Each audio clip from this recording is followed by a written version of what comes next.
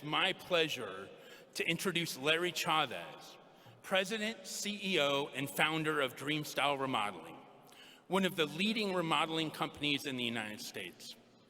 Larry Chavez was born in Springer, New Mexico, and is a lifelong resident of Albuquerque.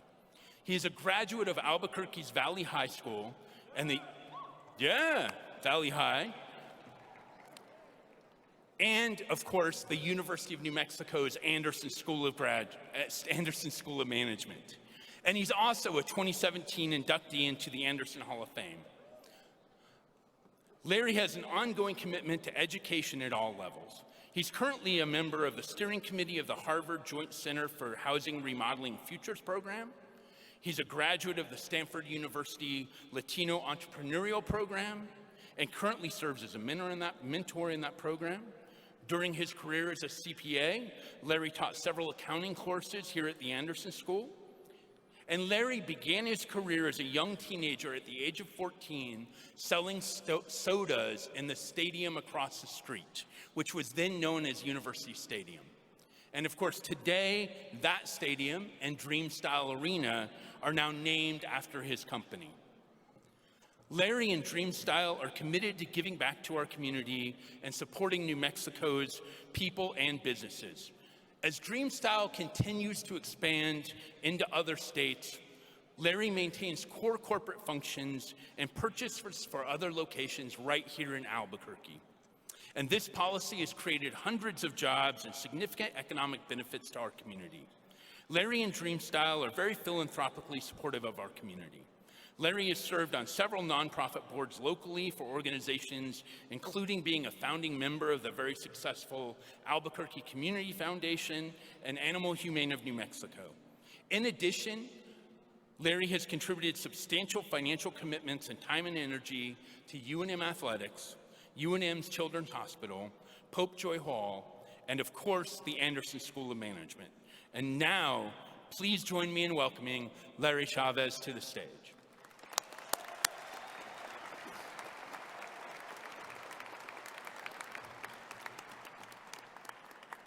Thank you, Dean Berman, graduates, supporters, UNM officials, Dean Berman, and President Stokes. Congratulations, everybody. Today is a very special day that is the culmination of years of sacrifice, hard work, and a great feeling of accomplishment. I have always looked back at my years at UNM as having been a great opportunity to learn. I really want to emphasize that as it relates to my remarks today. Life is a learning experience, and graduates, you have now established a terrific foundation with which to move ahead. I want to categorize my comments today in the following way. First, never give up. Never, ever give up. I'd like to make a few comments about leadership and a few brief comments about the power of gratitude and thank you, and finally a few comments about the importance of teamwork. I'd like to jump ahead of that agenda just a bit.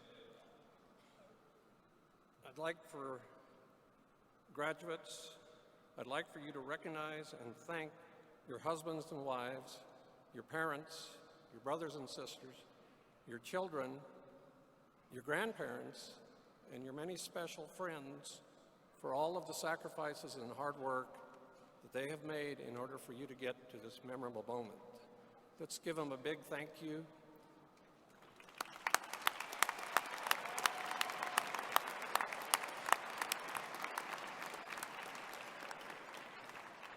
Never give up. Never, ever give up.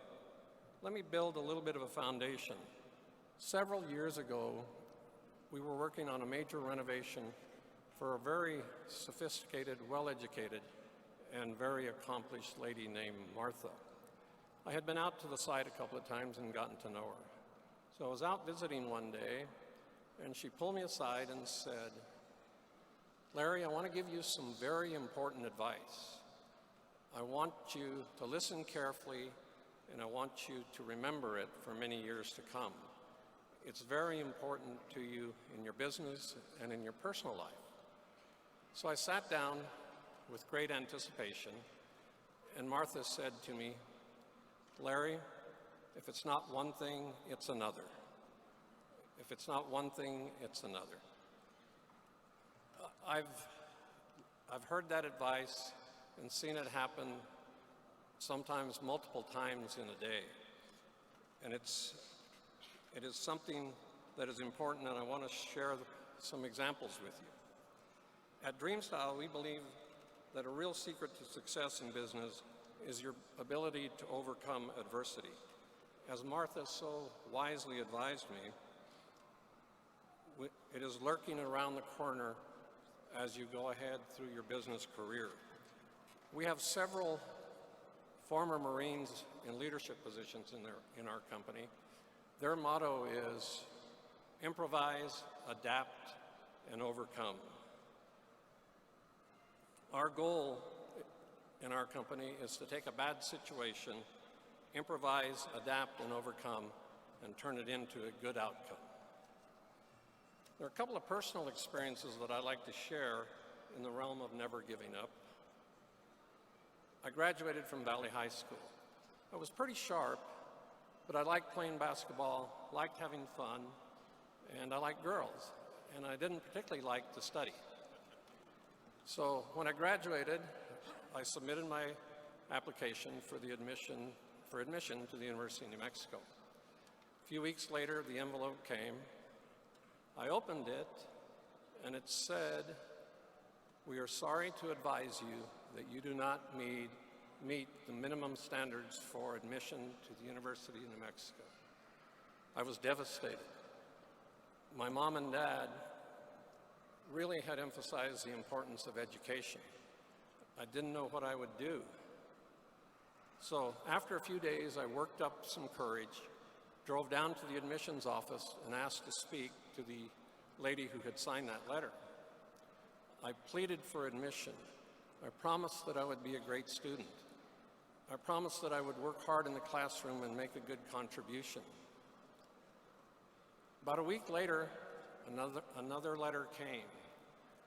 I opened it with my hands trembling, and it read, "We are pleased to advise you that you have been admitted to the University of New Mexico."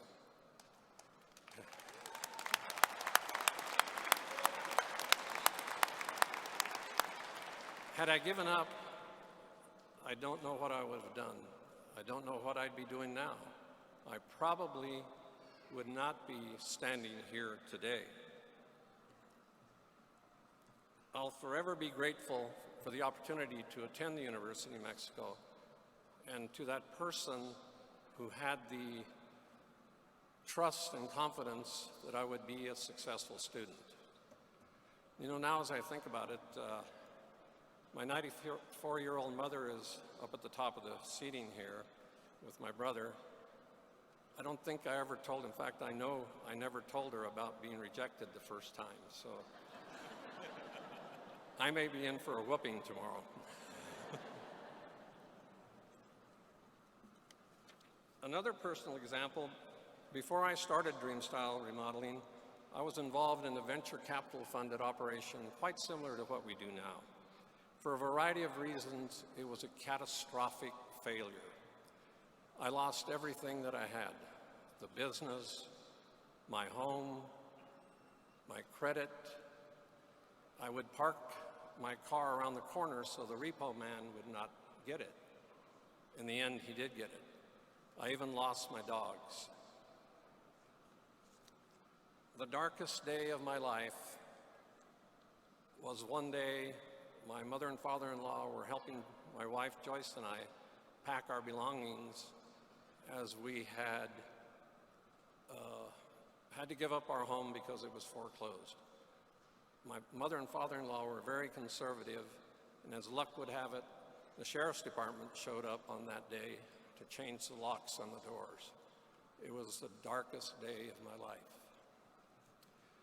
After a few weeks, I dusted myself off with a borrowed car and my wife's $500 credit card. We started Dreamstyle Remodeling.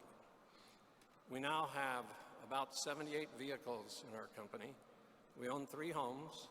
We have one of the leading, if not the leading, remodeling companies in the country, over 700 employees, and are continuing to grow. And I now have a dog and 3 cats, all of which are rescued.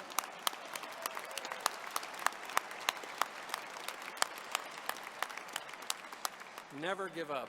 Never, ever give up. I truly hope that none of you will ever have to go through the experience that I had, but understand that very often adversity lurks around the corner, and if it's not one thing, it's another. Improvise, adapt, and overcome.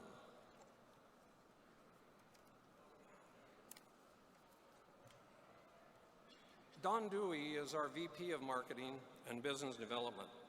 Don is a master of dealing with adversity. The Harvard Joint Center has indicated that there are 636 remodeling companies in the United States. Don is widely recognized as one of the leading, if not the leading, marketing professional in the country. I often refer to her as the single biggest reason for our success. Don is a 2007 graduate of the Anderson School of Management.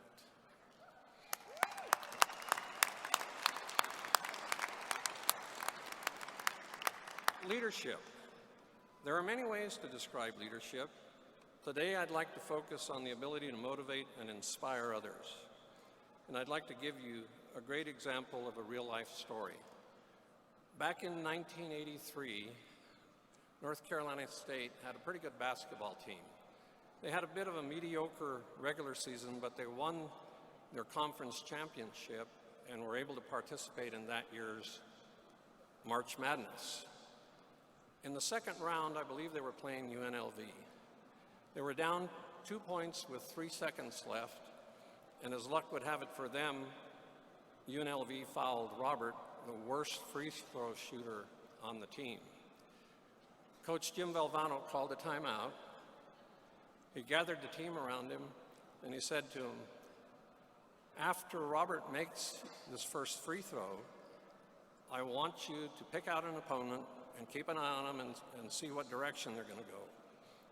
After Robert makes his second free throw, I want you to guard him closely, but do not foul. So they went back onto the court.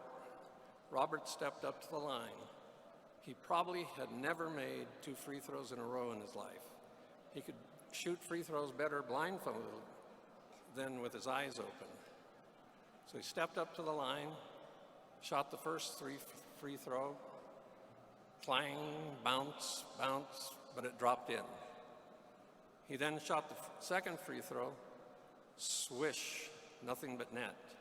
They went on to win that game in overtime, and 3 weeks later, with the inspiring leadership of Coach Valvano, right here on this very pit floor, in a last-second shot, right over there, they won the NCAA National Basketball Championship. It was a tremendous, tremendous accomplishment by a team that started out in the middle of the pack.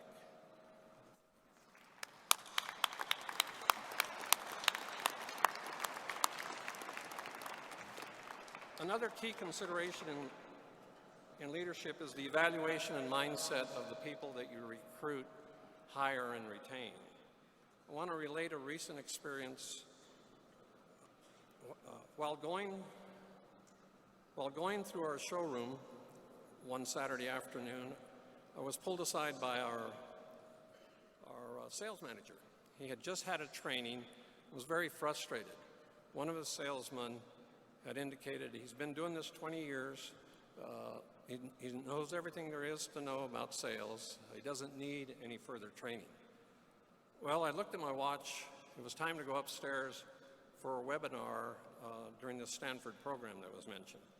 The webinar was about hiring, recruiting, retaining talent.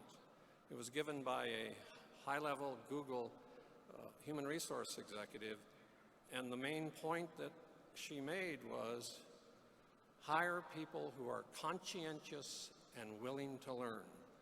Conscientious and willing to learn. So the webinar finished up, and I went downstairs and I found Fred, the salesman. I said to him, Fred, you're not conscientious and willing to learn. And if things don't change, you're going to be out of here. Well, about 2 weeks later, things did not change. We since hired somebody who was conscientious and willing to learn, and that team is doing a whole lot better.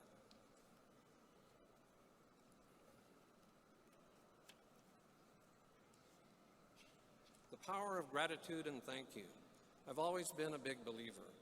Amazingly, there's an incredible amount of extremely interesting information on the internet and other sources.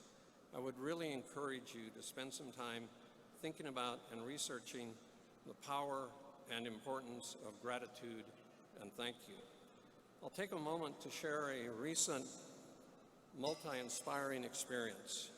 Every Friday, I record a 2-minute message that we send out at 6 o'clock to our 720 cell phones of our employees.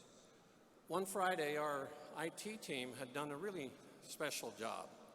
So I recognized them and thanked them, including Nathaniel, a 22-year-old IT staffer for us.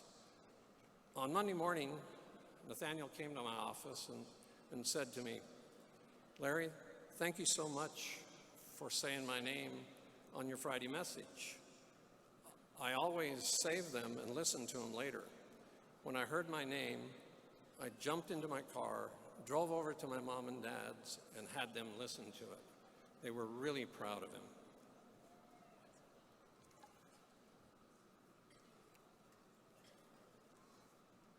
There is so much on this topic.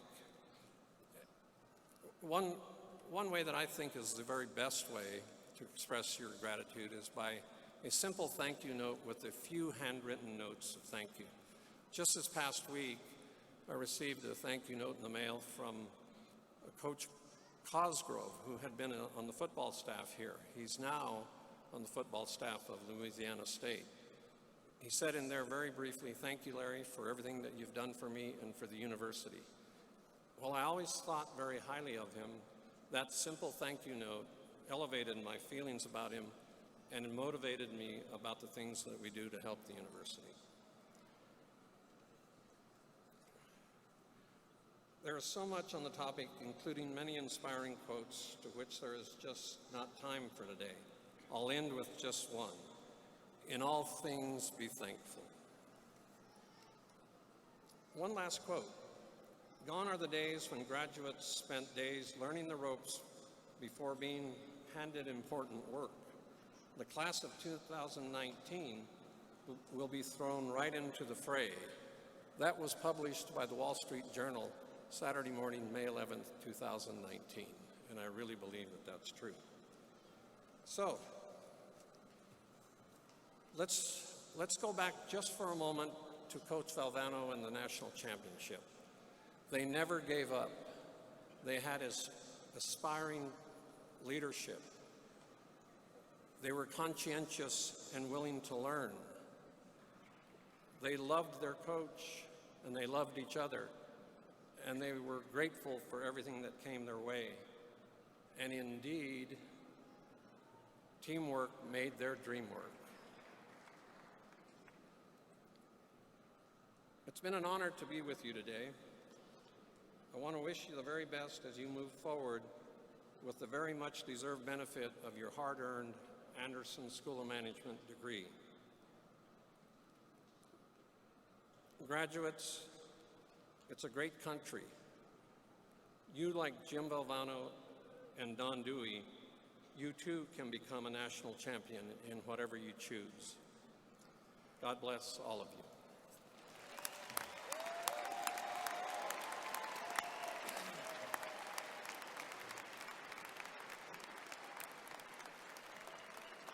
Thank you, Larry.